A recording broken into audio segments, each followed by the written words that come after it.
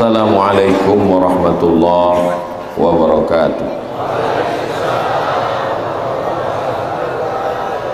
Alhamdulillah wassalatu wassalamu ala rasulillah sayyidina wa maulana wa syafi'ina wa zukhrina wa qurrati a'yunina Muhammad wa ala alihi wa ashabihi wa man da'a bi da'watihi wa istanna bi sunnatihi ila yaumi liqa'i rabbih.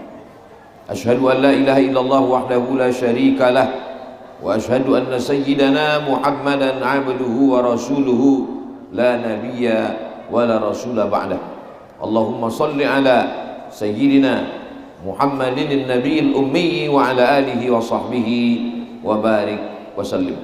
Al-habaib, al-afadil, al-ulama, al-ajilla, al-ahibbai wal-a'azza, hadirin hadirat, para asatiz, para habaib, para alim, para ulama, insyaallah kita semua dimuliakan Allah subhanahu wa ta'ala. Amin ya rabbal alamin. Man shalla subuha fi jama'atin, siapa yang sholat subuh berjamaah, kana fi zimmatillah, maka hari ini dia dalam tanggungan Allah, dalam lindungan Allah. Semoga Allah melindungi kita pribadi, keluarga, negeri, kampung halaman, semuanya insyaallah. Amin ya rabbal alamin. Man shalla subha fi jama'atin, siapa yang sholat subuh berjamaah, summa qa'ada yadhkurullah, setelah itu dia tidak keluar masjid, dia duduk berzikir mengingat Allah, hatta tatlu'asy syams, sampai terbit matahari. Summa yusalli raka'ataini, sesudah itu dia sholat sunat 2 rakaat, kanat lahu ka ajri hajjatin wa umrah, maka dia dapat pahala seperti haji dan umrah. Tamah, sempurna amal ibadahnya. Hadis ini hadis hasan, tidak ada ikhtilaf antara ulama bahwa hadis hasan dijadikan sebagai dasar untuk hukum dan amal, sebagai akidah tauhid kepada Allah subhanahu wa ta'ala. Hadis ini disebutkan oleh Imam Abu Isa ibnu Sawrah dalam kitab Sunan At-Tirmidzi. Mudah-mudahan kita istiqamah melaksanakan sholat subuh berjamaah sampai anak cucu kita sampai hari kiamat nanti insyaallah. Amin ya rabbal alamin. Saya datang dari Pulau Sumatera, tepatnya di Provinsi Riau. Ada sungai namanya Sungai Siak. Di tepi sungai itu ada istana, dan di tepinya juga ada masjid. Sampai ke Pulau Kalimantan, tepatnya di kota Pontianak, juga ada sungai namanya Sungai Kapuas, betul? Di tepinya ada istana, juga ada masjid. Kenapa bisa sama? Karena mereka mendapatkan ajaran dari sumber yang sama, Sayyidina Muhammad sallallahu alaihi wasallam. Nabi mengajarkan 2, membangun peradaban Islam dan tidak melupakan Allah. Membangun peradaban Islam, itulah dia pemerintahan Islam. Ada istananya, ada sultannya, ada muftinya, ada urusan negaranya, dan tidak melupakan Allah. Maka semuanya bersimpuh sujud di dalam masjid. Jadi kalau kita telusuri Nusantara ini, dari mulai ujung Aceh di atas sampai di Papua Barat, semua yang ada di tepi sungai, di tepi pantai, di tepi laut, dapat dipastikan 100% bersyahadat asyhadu an la ilaha illallah wa asyhadu anna Muhammadan Rasulullah. Pulau Sumatera itu semua pantainya itu, dari pantai Aceh, pantai Barat, pantai Timur, sampai ke Lampung, sampai ke Bengkulu, tak ada yang tak bersyahadat, tak ada yang tak Islam. Sampai saya ke Fak-Fak, sampai ke Raja Ampat, sampai ke Sorong di Papua Barat, semua yang di tepi pantai, di tepi laut, di tepi sungai, semuanya bersyahadat. Dakwah tak sampai ke daratan, tak sampai ke gunung, tak sampai ke bukit. Kenapa? Karena memang transportasi dulu adalah laut, bahtera, kapal, maka dakwah hanya sampai di tepi-tepi saja. Lalu kemudian darat itu banyak orang sekarang mengatakan, kenapalah ulama-ulama dulu tak berdakwah sampai ke gunung, akhirnya yang di gunung belum dapat. Tapi bagi orang yang berpikir, yang di gunung, yang di darat itu sengaja mereka tinggalkan jatah untuk kita. Kalau yang di gunung itu pun mereka Islamkan juga, lalu kita masuk surga pakai apa? Apakah cukup hanya dengan bismika Allahumma ahya wa amut? Itu doa makan. Dakwah, orang yang paling rugi selama hidupnya adalah orang yang pernah hidup bernafas dengan udara dari Allah, paru-paru titipan Allah, berjalan di atas muka bumi Allah, bernaung di bawah atap langit Allah, tapi tak pernah dipakai untuk mengajak orang ke jalan Allah subhanahu wa ta'ala. Mereka dulu dua-duanya dapat. Sultan Asy-Syarif Abdurrahman bin Maulana Sultan Husain bin Ahmad Al-Gadri, dua-duanya dapat. Dunianya dapat dengan kekuasaan Rabbana atina fid dunya hasanah, dan akhiratnya dapat membangun masjid, membangun peradaban Islam. Berapa orang dapat hidayah karena dakwahnya? Ayyahdiyallahu bika rajulan wahidan. Satu orang dapat hidayah karena engkau, khairum min humurin na'am, lebih baik daripada engkau memiliki seekor unta yang merah, kendaraan termahal. Khairum minad dunya wa ma fiha, lebih baik daripada dunia dan seisinya. Jadi sebenarnya kita hari ini sedang mengukur bayang-bayang kita. Mereka dua-duanya dapat, politiknya dapat, agamanya dapat, kesultanannya dapat, kerajaannya dapat, masjidnya dapat. Kita kalau tak dapat kekuasaan, tinggal satu lagi, memakmurkan masjid.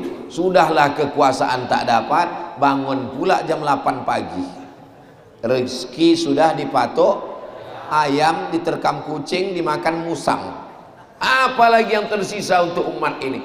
Maka di antara doa kata Nabi Muhammad SAW, Allahumma barik li ummati fi bukuriha, berikanlah berkah pada umatku di waktu pagi. Jangan sampai tidur di waktu pagi, karena waktu pagi itulah Allah sedang membagi-bagikan rezekinya. Dan alhamdulillah yang mengamalkan ajaran ini bukan orang Islam. Suatu ketika saya sedang jadi dewan juri musabaqah tilawatil Quran, tinggal di hotel. Dari hotel ke masjid agak jauh sedikit jalan kaki. Pagi-pagi kami jalan kaki. Warung-warung kopi sudah buka semua. Sebelum azan subuh warung kopi sudah buka. Tapi yang punya warung kopi bercelana pendek tak sholat subuh. Yang orang Islam kesiangan semua. Di mana tempatnya ini Pak Ustadz? Tak boleh disebutkan, menjaga kode etik jurnalistik. Kita sedang otokritik, mengkritik diri kita sendiri di dalam. Kalau ulama-ulama dulu, para habaib yang datang ke Nusantara, melewati lautan Teluk Arab, dipukul ombak, diempas gelombang, mereka kemari untuk supaya nenek moyang bangsa Melayu Nusantara, Nusa pulau antara, di antara dua benua, di atas benua Asia, di bawah benua Australia, di antara Asia dengan Australia ada pulau-pulau. Orang Arab menyebutnya Al-Juzur Al-Hindiyah. Juzur, pulau-pulau, Hindia, India, pulau-pulau yang ada di balik India. India, Bangladesh, ada pulau-pulau, Sumatera, Jawa, Kalimantan, Sulawesi, Papua. Di atasnya Filipina, Moro. Ini pulau-pulau ini di balik India. Karena memang setelah India langsunglah ke pulau ini. Orang Arab menyebutnya Al-Juzur, pulau-pulau, Al-Hindiyah, pulau-pulau India. Lalu kemudian orang Belanda menyebutnya Indonesia. India, Nesia, pulau-pulau. Indonesia, pulau-pulau yang ada di balik India. Ini takdir yang tak bisa kita tolak. Kita memang sudah ditakdirkan Allah untuk lahir dan besar di pulau-pulau ini. Tak pernah datang malaikat waktu kita dalam kandungan ibu, lalu malaikat datang untuk memilih. Kau mau pilih hidup di mana? Amerika, Australia? Ini merupakan takdir Allah. Makanya di antara rukun iman yang enam, antu'mina billah wa malaikatihi wa kutubihi wa rusulihi wal yaumil akhir wa bil qadari khairihi wa syarrihi. Takdir besar di Pulau Sumatera, menjadi orang Sumatera, sudah pilihan dari Allah. Tak dapat saya memungkiri, mengingkari itu. Dan ada pula saudara saya lahir di Pulau Kalimantan, besar di Pontianak, memang sudah takdir Ustadz Luqmanul Hakim. Tapi lalu kemudian jarak antar pulau ini tidak membuat kami jauh. Kami dipersaudarakan dengan dua ikatan. Ikatan yang pertama, la ilaha illallah Muhammadur Rasulullah. Ikatan yang kedua adalah Ikatan Negara Kesatuan Republik Indonesia. Satu ikatan, ikatan kebangsaan, ikatan dunia. Satu ikatan, ikatan yang kita pegang, kalimatu haqqin 'alaiha nahya, dengan itu kita hidup, wa 'alaiha namutu, dengan itu kita mati, wa biha nub'atsu, dengan itu kita akan dibangkitkan di padang mahsyar dalam keadaan la ilaha illallah Muhammadur Rasulullah sallallahu alaihi wasallam. Jamaah fardhu subuh yang dimuliakan Allah Subhanahu wa taala, kalau kita telusuri semua kota-kota di Nusantara ini dibangun oleh ormas. Ormas itu artinya orang masjid. Orang-orang masjid inilah yang membangun kota peradaban. Maka jangan sampai melupakan masjid, karena kalau kita melupakan masjid berarti kita melupakan perjuangan mereka yang membangun kota berdasarkan kalimah thayyibah. Waktu memancangkan tiang, waktu meletakkan batu, mereka berniat supaya warga kota, masyarakat yang mereka bangun itu berasaskan Islam, berdasarkan kalimah tauhid, supaya negeri menjadi baldatun thayyibatun wa rabbun ghafur. Karena ada baldatun thayyibatun tapi tak wa rabbun ghafur. Negerinya aman, damai, rezeki melimpah ruah, tapi tak ada tauhid di sana. Sedangkan Islam baldatun thayyibatun wa rabbun ghafur. Janji Allah Subhanahu wa taala, walau anna ahlal qura amanu, kalau penduduk suatu negeri beriman, wattaqau, bertakwa. Allah tak minta banyak, yang dimintanya cuma dua saja. Amanu, beriman, wattaqau, bertakwa. Maka janji Allah, la fatahna alaihim barakatin, kami bukakan barokah minas sama, dari langit, wal ard, dari bumi.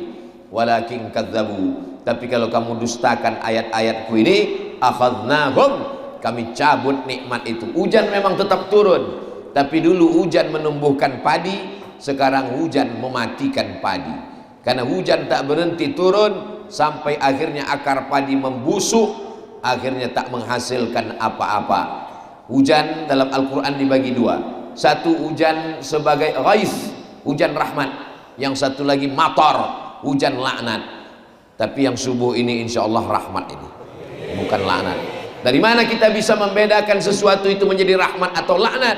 Kalau gara-gara hujan tak sholat subuh, laknat. Tapi walaupun hujan datang sholat subuh, rahmat. Mobil bisa jadi rahmat, bisa jadi laknat. Bentuknya sama, mereknya sama, harganya sama, tapi dia bisa menjadi rahmat. Dengan kendaraan itu datang berjamaah, sholat, bawa anak istri, rahmat. Tapi kalau dengan kendaraan itu jauh dari rumah Allah, jauh dari ibadah kepada Allah, maka kendaraan itu menjadi laknat. Nauzubillah. Mudah-mudahan semua yang dititipkan Allah kepada kita ini menjadi rahmat insyaallah. Karena ada orang-orang yang besampul rahmat, sepertinya nikmat, padahal dia adalah azab. Itulah yang dikatakan Allah, sanastadrijuhum min haitsu la ya'lamun. Kami permainkan mereka dengan istidraj, min haitsu la ya'lamun, tapi mereka tak sadar. Wa umli lahum, kuulur. Umli, macam main layang-layang, diulur, sengaja diulur makin tinggi, makin jauh, semakin makin tinggi tersangkutnya, makin payah jatuhnya, supaya makin jauh dari rahmat. Nauzubillah. Ini azab yang diberikan Allah di dunia. Sanastadrijuhum min haitsu la ya'lamun wa umli lahum, kuulur umurnya panjang, kuulur duitnya banyak, kuulur badannya sehat. Fir'aun badannya sehat, Fir'aun kekuasaannya tinggi, Fir'aun tak pernah sakit, tapi sebenarnya itu bukan semakin dekat kepada Allah, tapi semakin jauh dari rahmat Allah, supaya semakin lama azabnya dalam neraka jahanam. Nauzubillah. Mudah-mudahan Allah menyelamatkan kita dari istidraj ini. Jangan heran ada orang yang sholatnya rajin, puasa sunat Senin Kamis, pengajian tak tinggal, tapi tiba-tiba sakit. Lalu kemudian punya tetangga tak pernah sholat, tak pernah pengajian, tak pernah berinfak, tak pernah berzakat, badannya sehat, umurnya panjang, rezekinya lancar. Terlintas di pikirannya, mungkin Tuhan sudah lupa. Maka Allah bantah, la ta'khudhuhu sinatun wala naum. Tak ada yang lupa, tak ada yang luput dari Allah Subhanahu wa taala. Lalu apa yang terjadi? Allah Subhanahu wa taala sedang mempermainkan dia dengan istidraj. Adapun orang yang sudah sholat, sudah berzikir, sudah puasa, sakit, rugi, bangkrut, ada yang diinginkan Allah dari hamba itu. La yusibul mu'min min nasabin wala wasabin wala saqamin wala syaukin, gundah gulana, sakit, demam panas,